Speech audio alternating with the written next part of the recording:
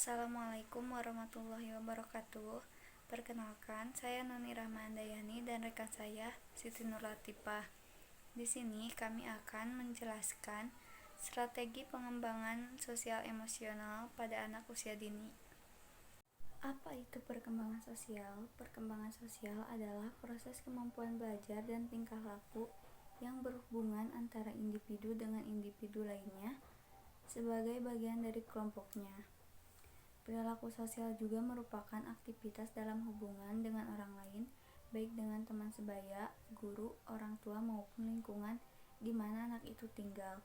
Saat anak melakukan interaksi dengan orang lain, maka akan terjadi peristiwa-peristiwa yang sangat bermakna dalam kehidupan anak yang dapat membentuk kepribadiannya. Perilaku yang ditunjukkan oleh seorang anak dalam lingkungan sosialnya sangat dipengaruhi oleh kondisi emosinya, dan perkembangan emosi anak juga dipengaruhi oleh kondisi lingkungannya. Emosi merupakan suatu gejolak penyesuaian diri yang berasal dari dalam dan melibatkan hampir keseluruhan diri individu. Emosi juga berfungsi untuk mencapai pemuasan atau perlindungan diri atau bahkan kesejahteraan pribadi pada saat berhadapan dengan lingkungan atau objek tertentu. Maka dari itu, pengembangan emosi anak adalah kemampuan anak dalam berhubungan dengan individu lain, di mana dalam lingkungannya akan terjadi peristiwa-peristiwa yang sangat bermakna bagi hidup anak dan akan membentuk kepribadian anak, dan lingkungan juga yang akan menentukan kepribadian seorang anak tersebut. Kemudian, ada sasaran pengembangan emosi anak.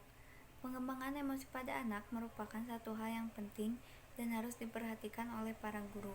Keterampilan emosi pada anak juga sangat menentukan bagaimana terbentuknya kepribadian anak pada masa selanjutnya. Adapun strategi pengembangan emosi pada anak, Salvori dan Mayer dalam tim Suryakanti tahun 2000 mengemukakan bahwa terdapat 5 cara yang dapat kita lakukan untuk membina emosi yang sehat pada anak. Kelima cara itu adalah: yang pertama, mengembangkan kemampuan untuk mengenali emosi diri. Kemudian, kemampuan untuk mengelola dan mengekspresikan emosi secara tepat. Kemampuan untuk memotivasi diri, kemampuan untuk memahami orang lain, dan kemampuan untuk membina hubungan dengan orang lain.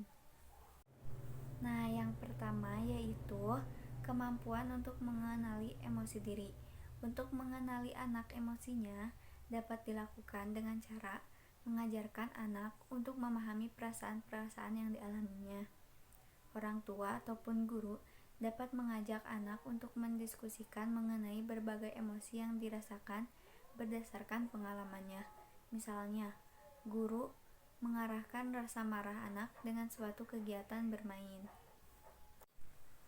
Kemudian yang kedua yaitu kemampuan untuk mengelola dan mengekspresikan emosi secara tepat. Anak dapat dibiasakan untuk berpikir realistis sehingga anak dapat menanggapi suatu kejadian dengan perilaku yang tepat. Selain itu, orang tua dan guru juga dapat melatih untuk mengelola emosi. Misalnya, anak diajak untuk meredakan emosi marah atau kecewa dengan cara mengalihkan emosi itu pada kegiatan yang berarti lainnya. Misalnya, dengan cara menggambar.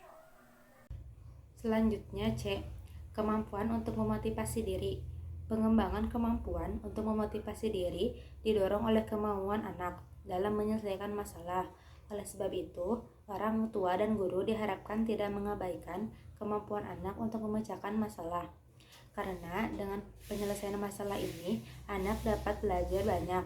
Selain itu, guru dan orang tua perlu menanamkan optimisme pada anak. Optimisme menjadikan anak tidak mudah putus asa, terbiasa untuk berpikir positif, dan memiliki kecenderungan melihat sisi cerah terhadap situasi dan kondisi. Contohnya, saat anak merasa kecewa tidak bisa melakukan sesuatu, ajaklah anak bermain untuk menyusun balok-balok yang lebih mudah dilakukan oleh anak. Yang keempat, kemampuan untuk memahami perasaan orang lain. Untuk mengembangkan keterampilan anak dalam memahami perasaan orang lain, maka upaya pengembangan empati dan kepedulian terhadap orang lain menjadi sangat penting. Anak sebaiknya mendapatkan pengalaman langsung dalam kehidupan nyata untuk merasakan perasaannya tersebut. Guru ataupun orang tua dapat melatihnya dengan cara mengunjungi panti asuhan, melihat orang sakit, dan membicarakan kemungkinan yang dihadapi orang sakit itu. Selain itu juga bangkitkan rasa humor dalam kehidupan keluarga, karena humor merupakan peluru dinding pembatas antar generasi yang paling efektif.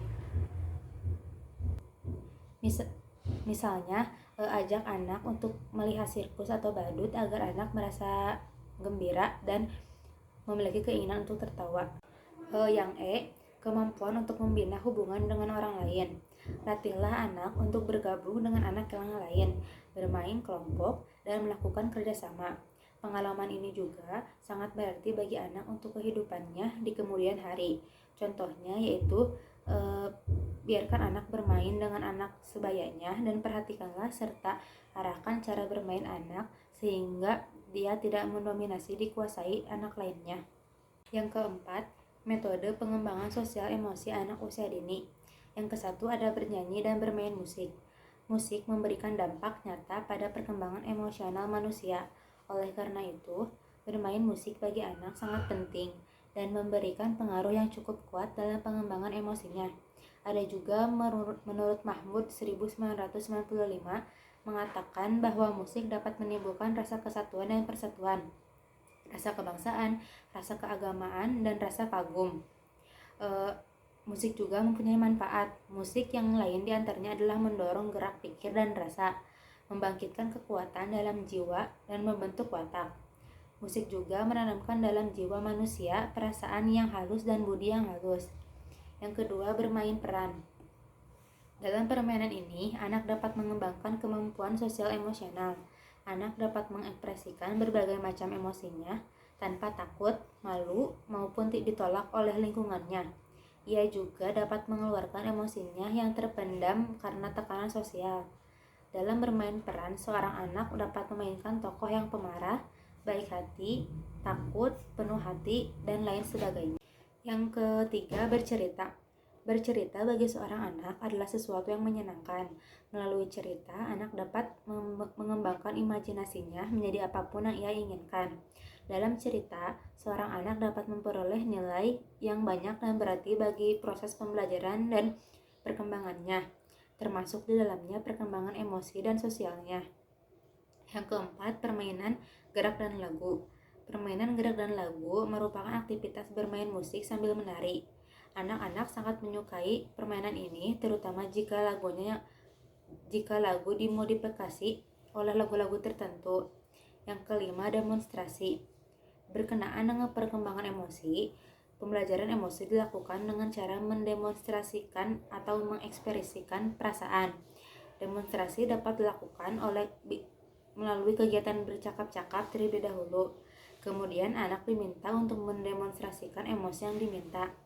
Selain itu, bermain pantomim juga dapat dilakukan sebagai permainan untuk mendemonstrasikan ekspresi emosi anak.